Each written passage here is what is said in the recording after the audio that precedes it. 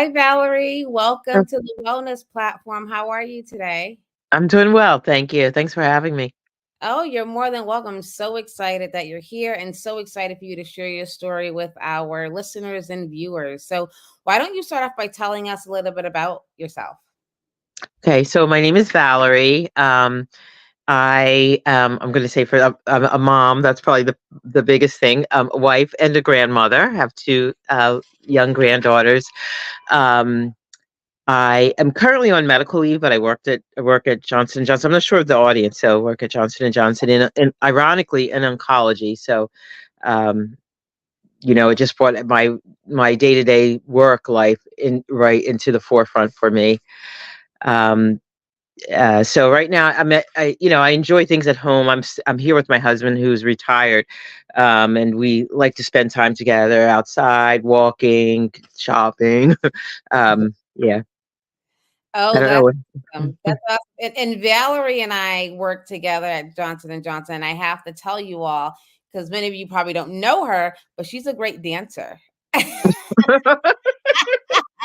You notice I didn't say that myself, right? You notice that did not come from me. So my last memory of you when I was a scientist, we had an in-person meeting and we were dancing on the dance floor. And I remember the people were dancing, but I remember there was a time with just you and I on there dancing. But Valerie is a great dancer, so that's Life is short. You got to have fun. You got to make sure you enjoy it, right?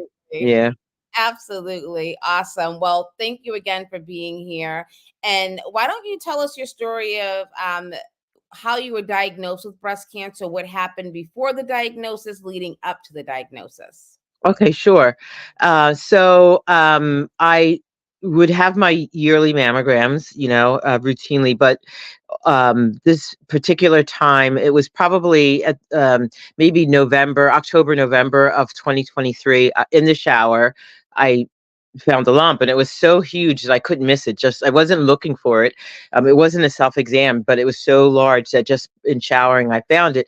So when I first found it, I really didn't think anything of it because years ago, as a younger woman, I had several benign cysts that were removed, and they were not problematic at all. So when I first felt it, I thought, oh, here it comes again. All these years later, it's back to haunt me again. And so I have to say, I didn't put any urgency behind moving forward. I knew I needed to do something with it, but I didn't really put urgency behind it, right? I thought, oh, I'll just call and make an appointment when I think of it. And, each day would go by and I didn't do, oh, I'll do it tomorrow. I'll do it tomorrow. And so finally I got it done, and I went to have the diagnostic done. My primary care physician ordered a diagnostic. And so, I went in and they said, um, oh, we need to do a biopsy. So I'm still, as I go through this, I'm thinking, okay, I have to do a biopsy, no big deal. This was the beginning of this year now when I finally got the series of appointments in place.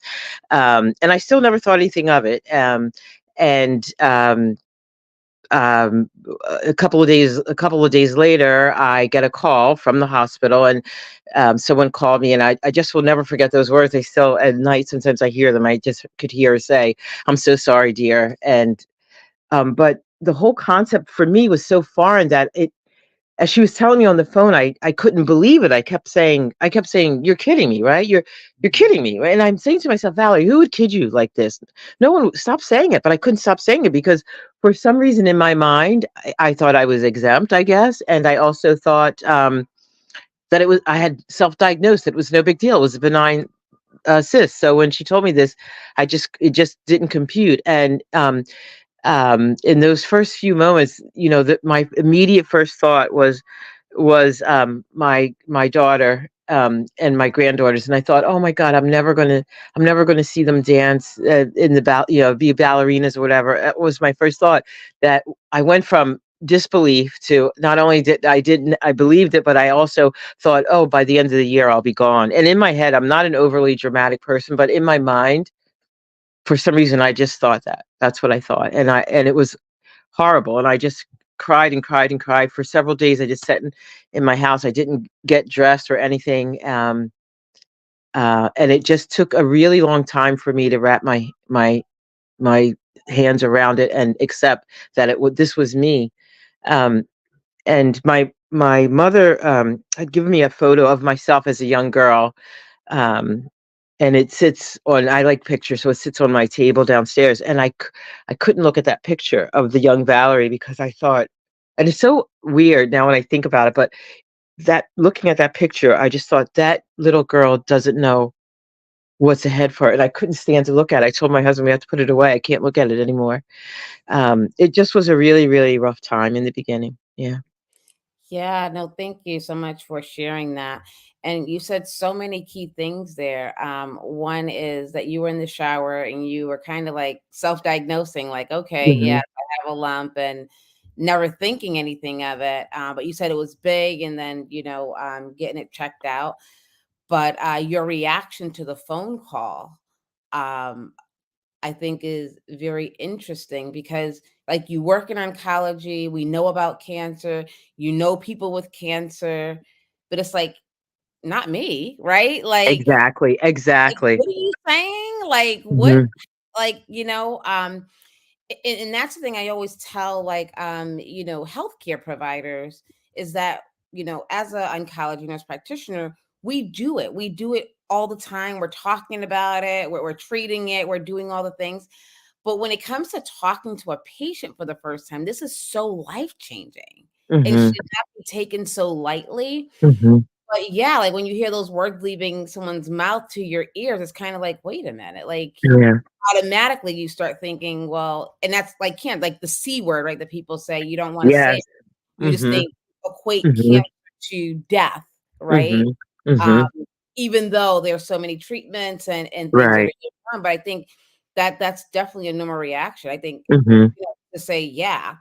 Um, And I I wonder for myself if Mhm. I had waited longer. So at my time of diagnosis, I was stage 2, but sometimes I wonder what would have happened if I would have just backburnered it until I was like, would I have been stage 3 or worse, you know?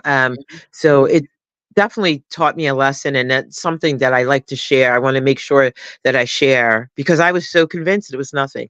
And so I think that's important for other people to note that we have to let the professionals and the experts, and even if we are ourselves, sometimes we are the worst ones, right? We have to make sure we let someone else do their job with us, right? So, Yeah. Did you mhm. share it with anyone else before you went to the doctor? Did you share it with like your husband, a Yeah, friend? You did? yeah. And what was their reaction? So I told my husband, and I told my daughter, and my daughter's my husband didn't react at first, but my daughter's immediate reaction was, "Oh God," that's what she said to me.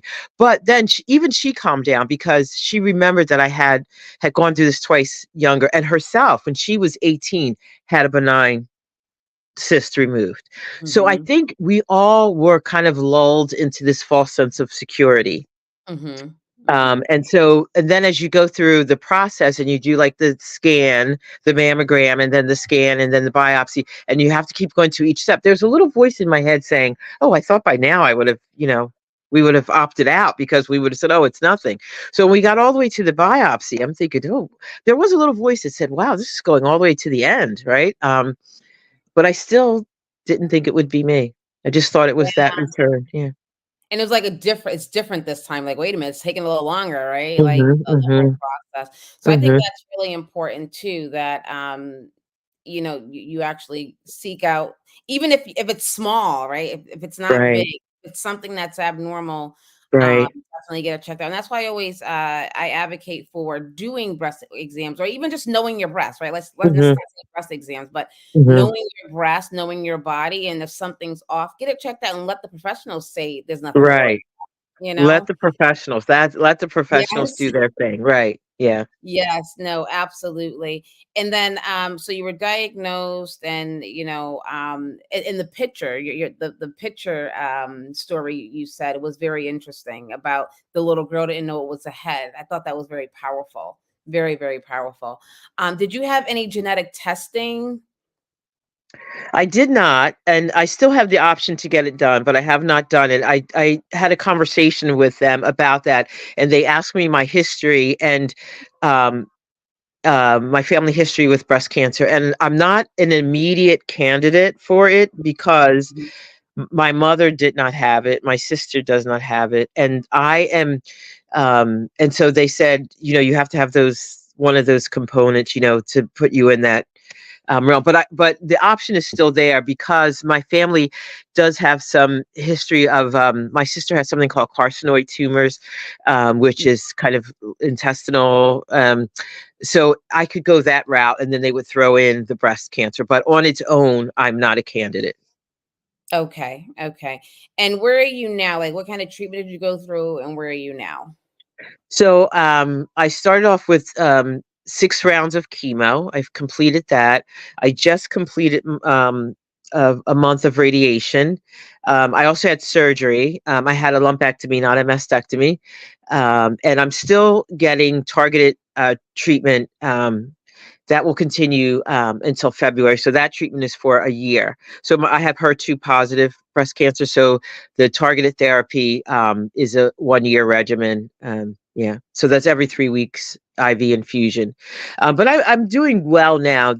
I think everybody knows the worst part of it was the chemo. I mean, and I don't know how I got through that. And oftentimes at work you will hear this patient felt, dropped out of the study. And I remember times thinking to myself, why would somebody drop off of a study if you're getting treatment that might cure you? But honest to God, I think if I had to go more than 6 months, I don't know if I could have done it. I don't know if I had it in me. I just would, the pain was excruciating. There were days I was screaming for my husband to please help me, please make this pain go away.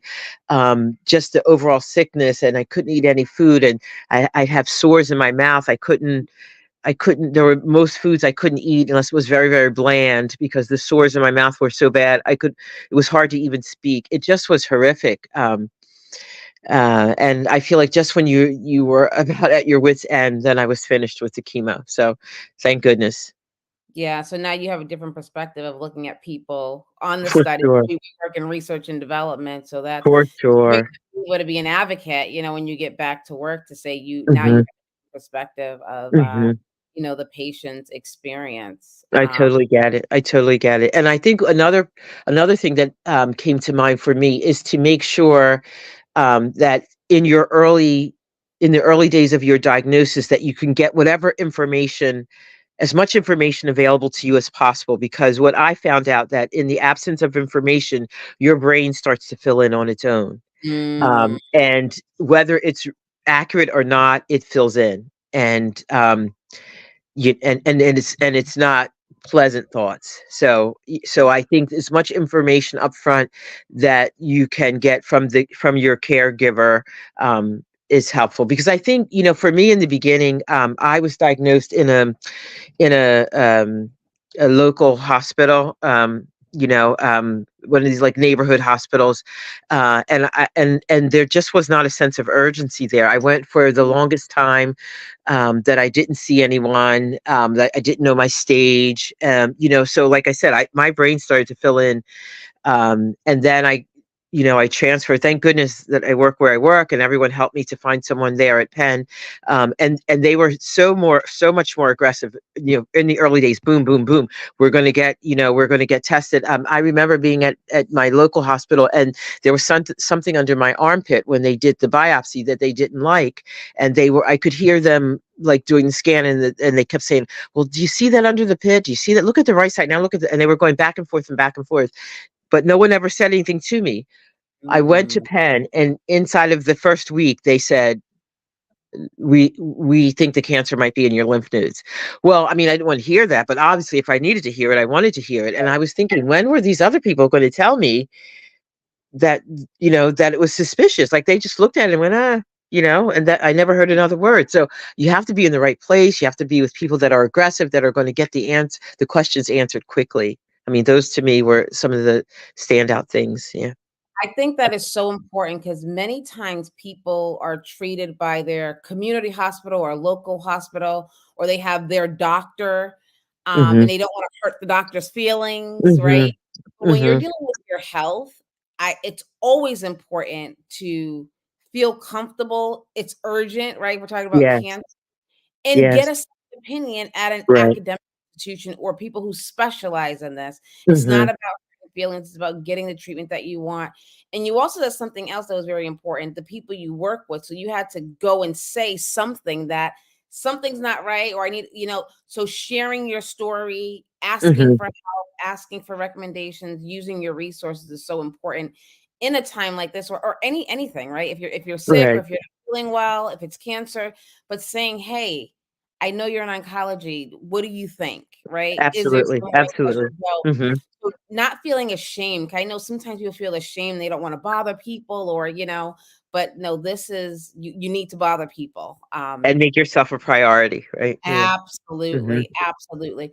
Valerie, is there anything you would say to healthcare professionals in oncology, that we could be doing differently or better to help in terms of the diagnosis, the treatment, where you are now? Is there anything, any experience you had that you're like, this could have been done a little better for someone, the next patient coming in?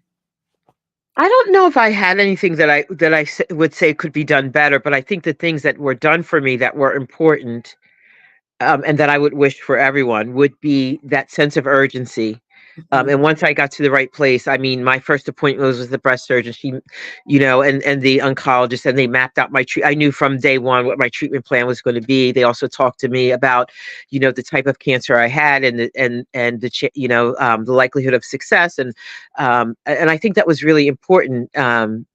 Because you do have all these questions and you want to get answers. And I think that's super duper important. Also, I think what's important is, that to make sure that they are going to look at the whole person. And I mean, obviously the cancer is important, right? But they look at the whole. When I walked in, I'm also diabetic and I'm a chronic hypertensive. So I was wondering, how am I going to manage all this? How am I going to manage my diabetes? How am I going to manage my blood pressure? And so on my first appointment, they said to me, "Do you have a cardiologist?" I said, "Yes, I do." And they said, "Well, we want to replace your cardiologist with our cardiologist who is experienced with these cardiac agents that because we're going to hit you with some big agents, and many of these can have cardiac implications. And so we want to make sure that you don't just have a cardiologist, but you have a cardio oncologist." So I Mhm. thought that was super duper important because yeah, what if that would have been a problem? You know what I mean? And so I think those are the things that you want to make sure that the caregiver really listens to every care provider, listens to every issue that you have, and that they focus on the entire person and not just specifically the cancer. Yeah, absolutely. That holistic approach is so Right. important. And Hmm. they're not just treating the cancer or your breast, but even your Right. mind, right? Were you Right. offered any like therapy or seeing a social worker? Because that's a huge thing in oncology where patients don't feel like that's addressed. Were you Yeah. offered anything?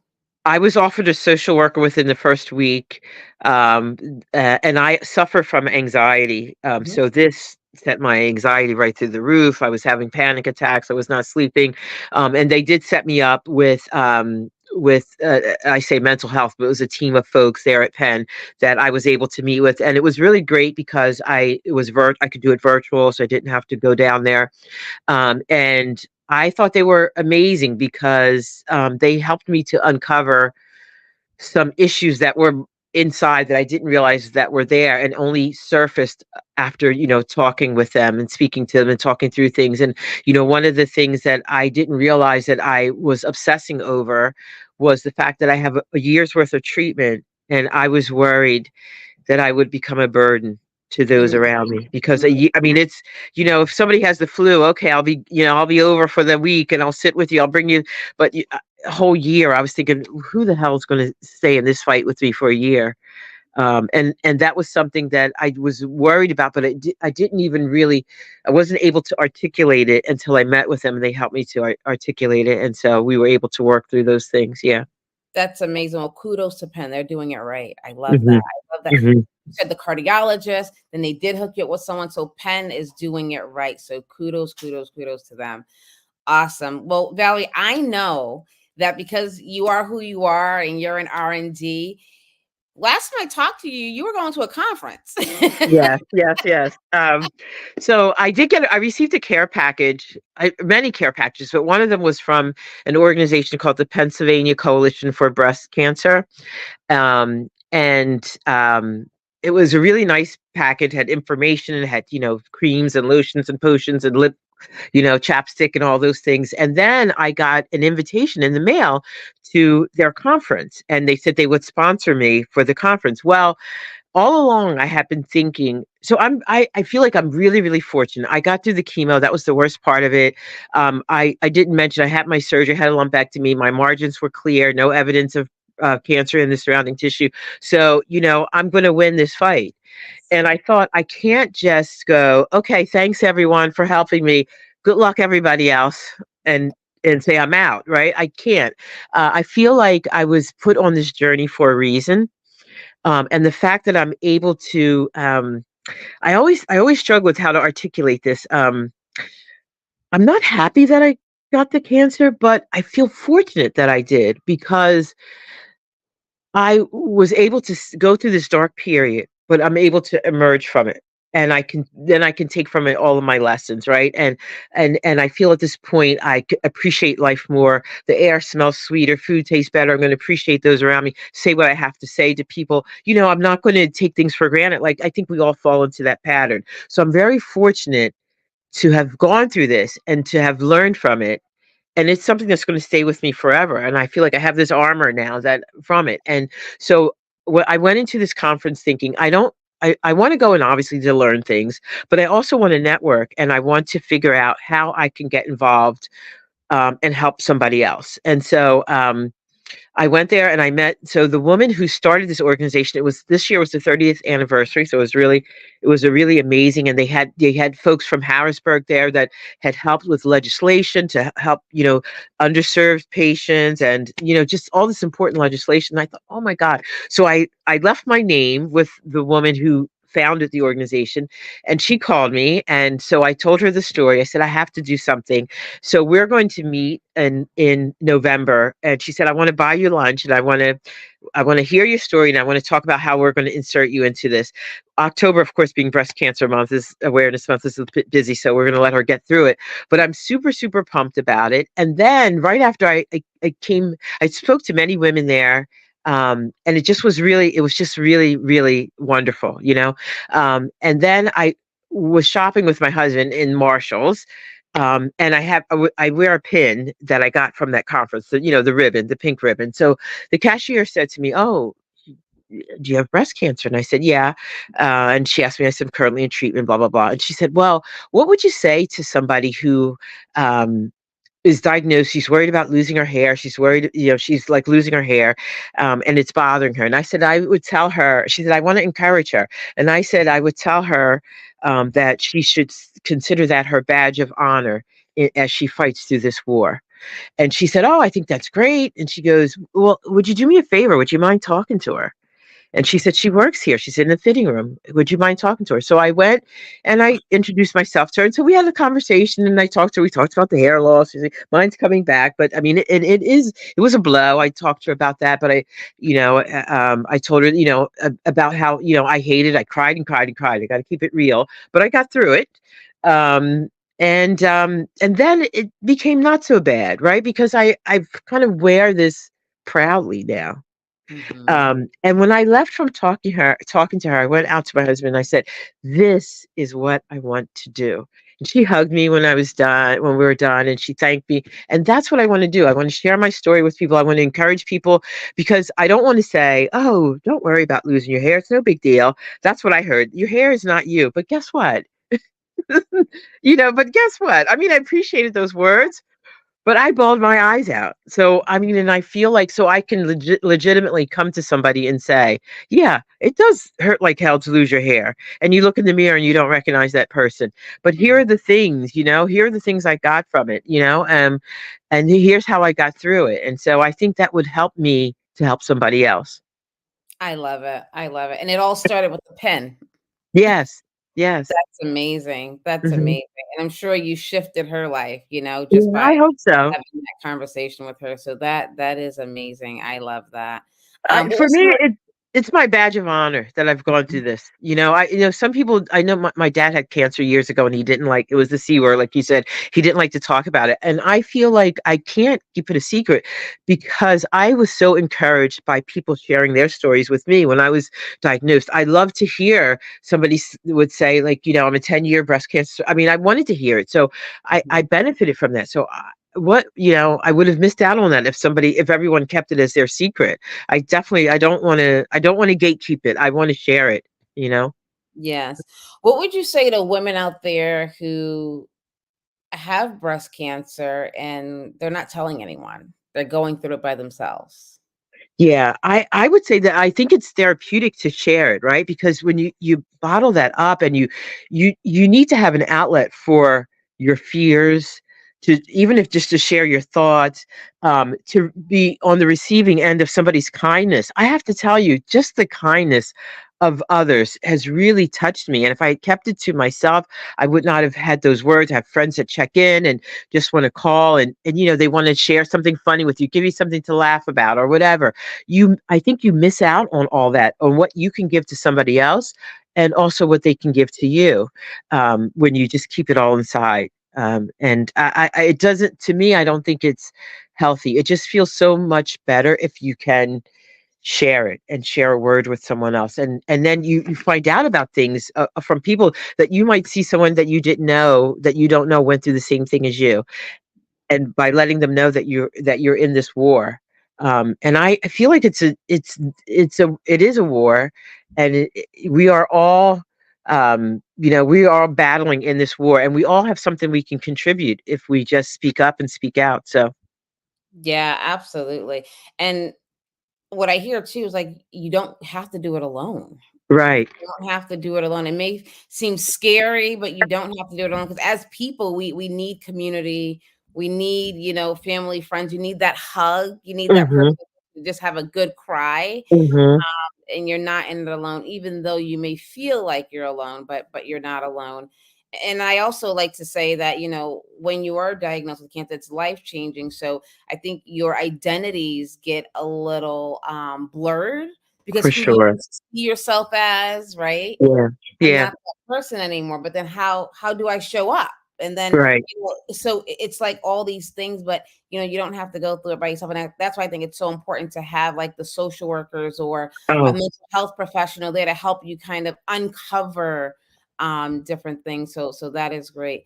Well, it's like a Valerie, whole village. It's like a whole mhm, village that you need to support you. Yeah. yeah, yeah. How's your family dealing with everything? How are they doing? Well, I would not have gotten through this without them. My daughter is married, and so she lives in Maryland. My son-in-law is in the army, but they were here a lot. I have to tell you, my rock was my husband. So it's just him and I. Only have one child. It was him and I, and he has seen the worst of it because he's here 24/7, and he has never missed an appointment. My friends have all come around and said, "Hey, chemo, you have chemo, we'll sit with you." And they would say to him, "You don't have to go every day. We'll sit with you, and we'll sit with Valerie. You take a break if you want to go and get something to eat." And did not give up a day. When we were in the chair, he would not even leave. Like, the early days, I was easily there 6, 7 hours. And I would say to him, "Why don't you go somewhere and come back?" He would not budge. He would not budge. Middle of the night, screaming, throwing up, whatever.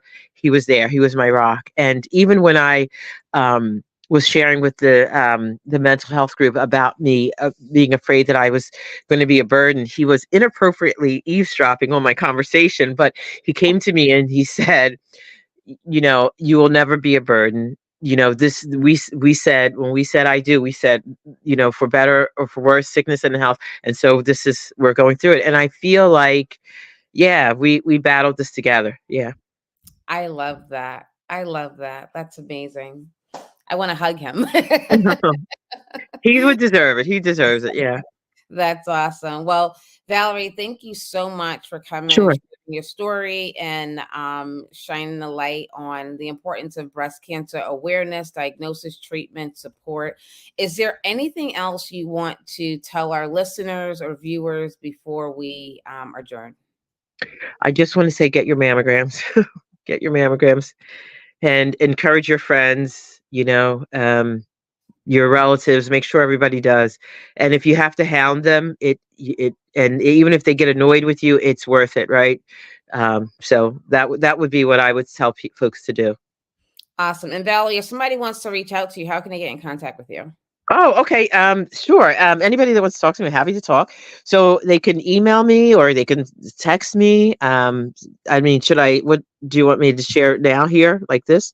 Yeah, The- or I can put it in the show notes, but they can email you. What's your email address? Yeah. So at work, I can't, I'm on medical leave and my computer is shut down. I can't do that. So it's my personal email for now while I'm on medical leave. So that is V as in Valerie, MC, P as in Peter, HE7104 at AOL, or they can text me and my cell is 610-299-1799. I almost always have my cell at my side. So. And I'm Okay. happy to talk to anyone about anything. I don't have any taboo topics. If there's something I haven't covered that somebody has a question about, I'm happy to share because that is what helps. Awesome. Well, thank you so much. I know you're going to shift so many lives just by doing this interview here. So we appreciate it. And we'll definitely have to have you back. Yeah, thank you for having me anytime. I mean, this is what I want to do, so Absolutely. Absolutely. Thank you so much, Valerie. thank you.